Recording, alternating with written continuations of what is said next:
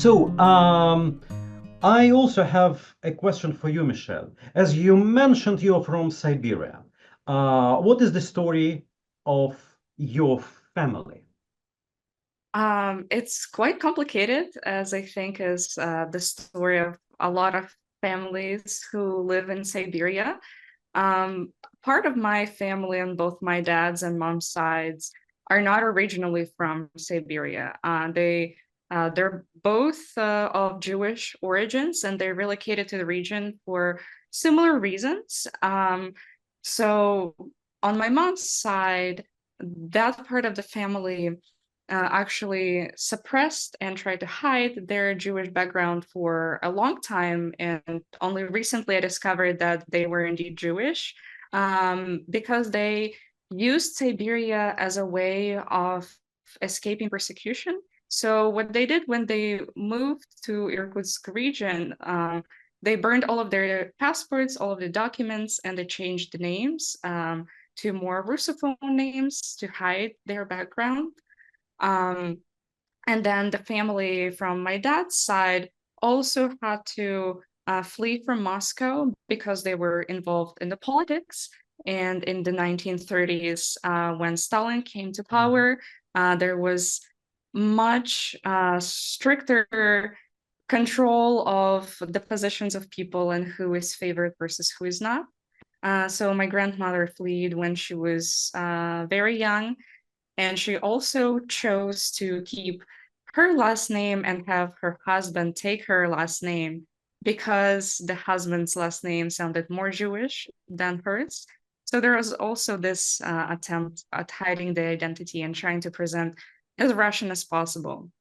Still Mhm. in the 1937, during the Great Purge, a few of the family members were taken in the middle of the night, and my family never saw them again. So that is the Jewish part of my family's story. There is also the broadly Eastern European part of the family that I honestly don't know that much about, but they definitely relocated from Eastern Europe or Central Russia to the region. Not sure for what purposes. But an interesting fact that I also discovered recently is that there is one indigenous Buryat woman in my family who seems to be not that far removed from my generation, Mhm. because of the facial features that are still quite visible in my brother, my mom, and my grandma specifically. But again, we don't know that much. It seems that there is this value in both sides of my family to be a little bit more closed and not disclose a lot of information because of the history of the movement to Siberia. So, what about you? What about your family? Is it It's similar? also, yeah, it's in a way a similar story.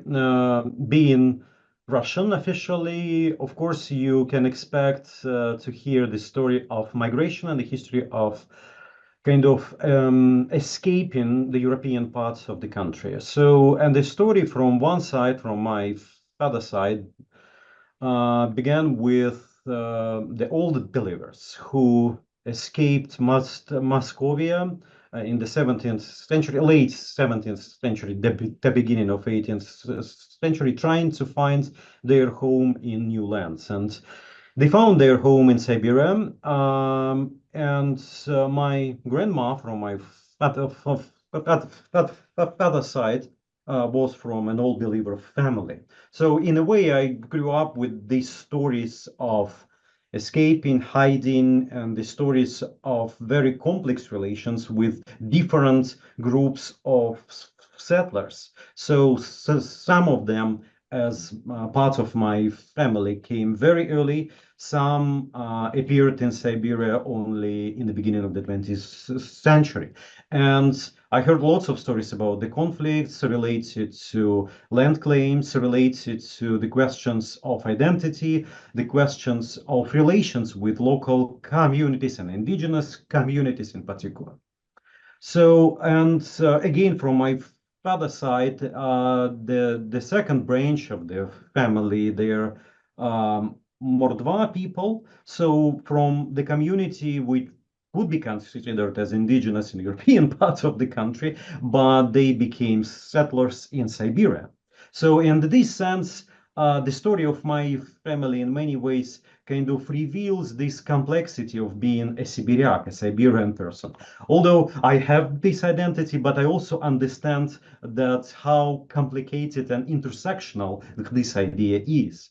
So, and from my mom's side, unfortunately, the story is not well known because many of my grandparents they passed away rather early. So, and I didn't know much about it, and I need to study and to ask my mom, who also knows, unfortunately, not much about her family story. So, in this sense, it's also the story of the 20th century when the memory is rather fragmented and fragile and not that stable and well uh, transport across one generation to another. So, yeah, uh, I mean, in this sense, we definitely have lots of similarities as Sibiriki, right? Um, I also have a question for you, Michelle. To a large degree, as you mentioned, Siberia is a land of exile, and we agreed on this, telling the stories of our families. Many people came here not quite or not at all of their own free will, right? And do you hear a Siberian echo in Russophone literature as a Slavic studies scholar? Yeah, not to bring Dostoevsky into the conversation, but let's bring Dostoevsky in the conversation. I hope many of you know Fyodor Dostoevsky, one of the most famous and greatest Russophone authors. And he actually experienced Siberia as a land of exile himself because he was sent to a Siberian penal colony and he spent there 4 years engaging in hard labor. And that was because of his political involvement and being critical towards the Tsar. And it's very clear that this experience spending time in prison in Siberia left a very deep mark on him as a Mhm. person, but also on his literary career. So, for example, in The House of the Dead, Dostoevsky paints a very vivid picture of life in a Siberian prison, the brutal conditions, and also the fact that it forces people to confront their own humanity. You see characters going through intense suffering while also undergoing this process of spiritual awakening. Um, so, in a sense, the harsh Siberian conditions, the cold, the harsh landscape, they become a metaphor for the inner struggles of those in exile. But at the same time, Siberia, of course, is not just the land of exile, and the writers from Siberia showed very well, and they humanized the region really well as well. For example, Valentin Rasputin and Vasily Shukshin are two of the more well-known Siberian authors. In Rasputin's Farewell to Matura, he shows the way people are deeply connected to the land, so it's not just a place of exile, but it's a source of identity and of spirituality.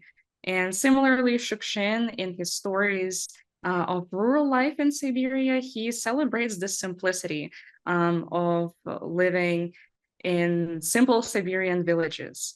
So while we have this one side of Dostoevsky giving us a very intense and almost existential view of Siberia, there are also Siberian authors who bring out the region's cultural richness and the strong, enduring spirit of its people. Do you Mhm. have any thoughts to add? Yeah, I agree with this, and I only can add to the, especially to the part about Shukshin and Rasputin in literature studies. These figures are always connected to the kind of the strange Soviet origin of environmental humanities because they started talking a lot about the environmental questions. Less Shukshin, more Rasputin, and also Viktor Astafyev. They played a very important role, especially by the end of the Soviet Union, with conceptualizing the environmental grief or the environmental catastrophe, which happened to many parts of Siberia and the north. And at the very same time, their ideology, if we read them not as scholars who advocated for the protection of Siberian environment, they played rather important role for articulating quite conservative ideas about the social life and the relations between different ethnic groups.